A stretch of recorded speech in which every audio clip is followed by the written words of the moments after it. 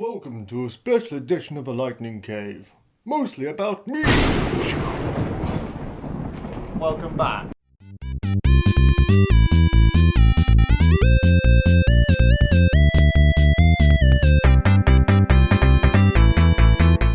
Hey, I'm fresh off the heels of watching the Avengers War Table briefing released because the game keeps getting delayed, but everything has been, isn't it? And life isn't normal. So I'm going to just briefly talk about Avengers War Table, and I'm going to talk a little bit about The Last of Us 2 because that's what I've been playing over the last week or so.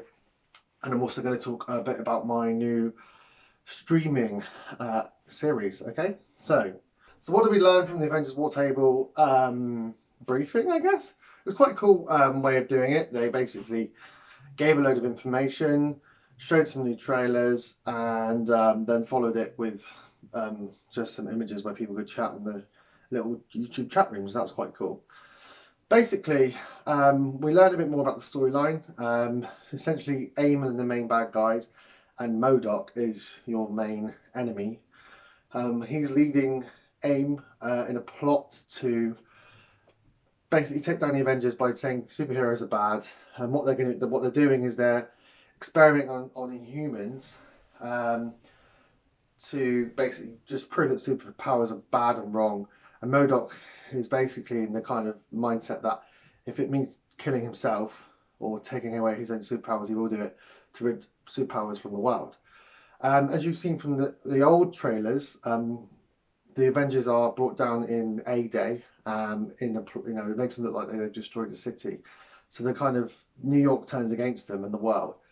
And the storyline follows Miss Marvel trying to redeem the Avengers, prove that they've been screwed over by MODOK, and obviously get them back into people's good books.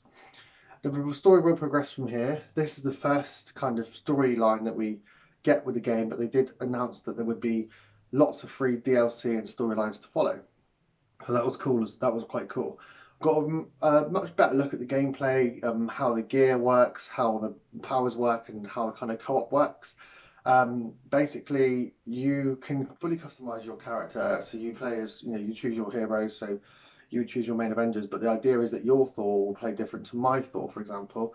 Even down to like the abilities they use. You can choose to have one who's more ranged, using Mjolnir to kind of throw the hammer, or one that kind of fights up close and uses the hammer spin, for example. They've also taken influence from the comics, so from like the Mighty Thor, where Jane was Thor, they've got the kind of targeting ability that she had with Mjolnir, where she could, target an enemy or a few enemies and throw it, and it would hit all of them at once. So it's taken lots of influence from the comics. For example, his super move is opening the Bifrost and just shooting a big beam down from the Bifrost, I guess all the way from Asgard, to destroy the enemies. But they're also like co-op buffs. So he's got another one where Thor powers up like lightning around him, and if one of the other one of your friends or whoever goes through it, they get like kind of lightning buff, so they're a bit more powerful. So that was cool. Also like a huge look at the gear available. There was a really cool trailer which you can watch on our site, which basically showed that there's like tons of gear. And they just said that there's influence from 80 years of comics. You'll see the Invincible Iron Man, the Mighty Thor costume, Grey Hulk. Costumes going all the way back. And that's what I'm really quite excited for, because I know that I'll be doing the special missions to unlock those costumes that I love. However, they did say there would be a online store, so I'm not sure how much of an influence that would be on us and how much we'd have to pay. I hope it's not too much, because they've already offered free DLC and free characters to come. So I don't know, maybe that's just a way of them making a bit of extra money. And to be honest, I don't mind if we get lots of new free story and free content afterwards, then that's okay with me. So yeah, like I said, we know a bit more about the story.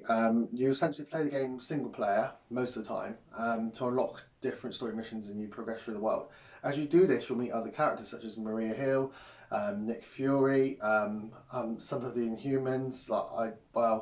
They didn't say if any of the big ones like Black Bolt are in it, but they're definitely big influence, because Miss Marvel's an Inhuman and she wants to redeem them. And as you do this, those characters come into your helicarrier. The helicarrier is fully customizable. which is also really cool. So you're going to be unlocking bits and pieces for the helicarrier, and also you'll meet like vendors and things like that. And I think there was even one that looked like a robot. I don't know who that was. And those vendors then sell you new powers and new gear. The powers, like I said, you can even you can get abilities which is a gamma ray. You can get shrinking ray abilities. There's all sorts of customization and thought that's gone into it, and that's what it seemed. It seemed like there was a really big chunk of a deep gameplay for us to enjoy, and for everyone kind of to take a different edge on. And then the co-op and war zones, I think it was called, kind of the same thing, where it basically there's these missions you unlock as you play the main game, and then you can go into those co-op missions and play them with your friends. Apparently, these co-op missions will still progress the main story, so they're not completely separate. But we'll see how much. I don't know if it's just kind of going to be an offshoot of the main story, and it's a couple of missions you get to play with your mates. I hope not. I hope the co-op is as big as the single player, because I think that would be so fun to say, I'm gonna have my Thor team up with I don't know Mike's Spider-Man. I know Spider-Man's isn't it? Mike's Iron Man and Luke's bloody Black Widow or whatever. Just to go into a mission. We'll do a load of missions, team up, and then there was these team up moves that they showed, but they didn't really look like the Ultimate Alliance team up moves where you're properly where for example, Iron Man shooting a laser beam at Captain America's shield. It wasn't like that. It was more like you just both do your attack at the same time.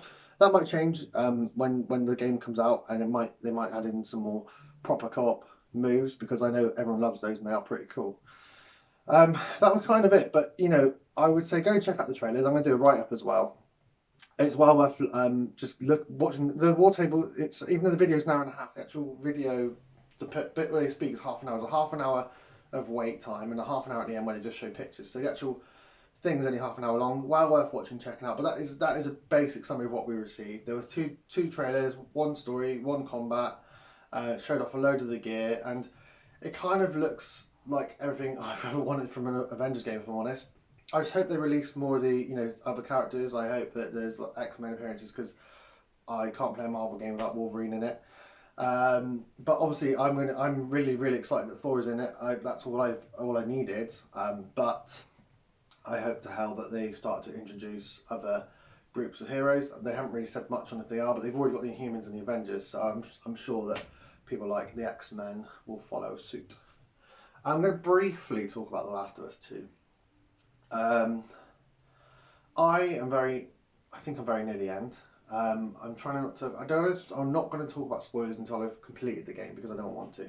I have flip-flopped of my review score. I was a solid 10 on the game for a very long time, and then a gameplay element changed, and I was very unsure, and I went back down to an 8.5.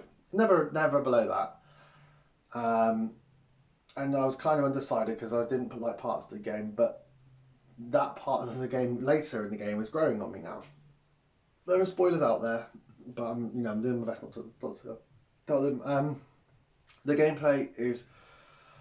I did do a first reaction, but the gameplay is so good. I can't explain how much I'm enjoying it. It makes you feel like a proper murderer, which, if you like that sort, I love violent video games and violent TV. I just do violent movies, for example. Like The Raid, The Night Comes For Us are some of my favourite movies, just because they're so bloody violent. It makes you feel like you're actually doing it. It makes you feel like you're real. You're killing people when they're like screaming out each other's names, so you'll be killing a group of people, and you're, oh god, yeah. And so for example, like, oh my god, no, Henry, someone shot Henry, and you stab them, and then someone's calling out their name, and even when you shoot the dogs, because they're like, oh my god, someone's killed Bear. And it makes you feel like everyone's human. And it does make you feel kind of bad that when you're going around killing all these characters, it makes you feel like Ellie's a bit of a maniac. And there's definitely big story points and big things that happen with her. You go, bloody hell, like she's just going too far. I don't even want to say why she's doing it, because I think if you're trying to avoid spoilers, then I think just watch this. Her and Dina, who's her girlfriend, head out into the wild to basically track down this group of hunters. There's like new factions of hunters. There's the Wolves, which are kind of more militarized faction, and there's the Scars, who are kind of more living off the land, a bit more culty. They follow this one woman, and they believe that they should live off the land and that sort of thing. So there's and no, you've still got all the infected. You've still got the obviously the old the runners, the clickers, the bloaters, but there's also stalkers who you can't always hear when you do your listen things. They can catch you, and then there's these really big ones. I don't know what they're called, but they're even bigger than the bloaters, and they're bloody hard to kill to play out. And you just need to, if you get caught by them, you need to just go all out with everything you've got. What I love about this game as well, apart from just the open world gameplay, is insane. Like, it's more open than the last one. It's not like, Far Cry open, but it's more open than the first one in the fact you get an area and then you can explore it much more than the one before. It's a much bigger area, especially the first big area you get to, which is Seattle.